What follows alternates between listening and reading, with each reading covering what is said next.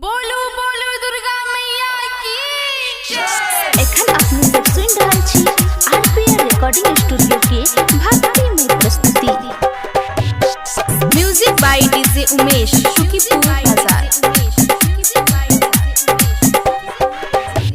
गे छौरी कले दुर्गा माँ पूजा दुल्हा दीवाना मिलतौगे।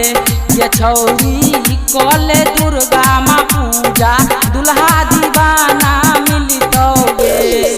दुल्हा दीवाना मिलतौगे कि दुल्हा दीवाना मिलतौगे। कर में नवरात्रि के पूजा दुल्हा दीवाना मिलतौगे। गे छौरी कले दुर्गा माँ पूजा दुल्हा दीवाना मिलतौगे। दुल्हा दीवाना मिलतौगे। दुल्हा दीवाना मिलतौगे।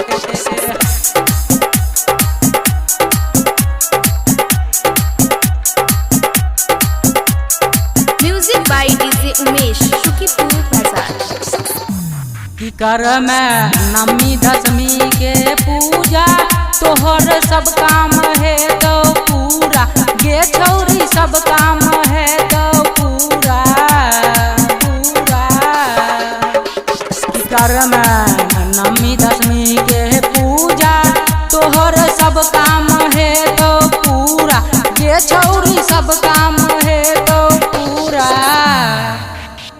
जले में भोरे साँझे दीप दुल्हा दीवाना मिलतौगे।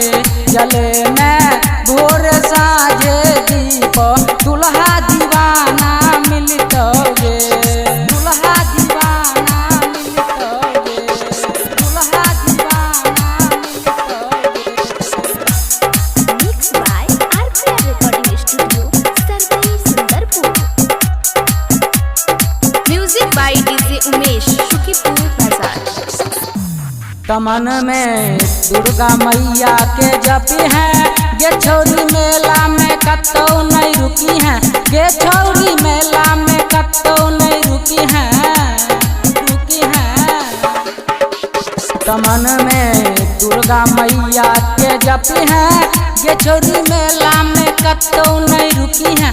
गे छौरी मेला में कतौ नहीं रुकी हैं। तो सुन है संगीत के गाना दुल्हा दीवाना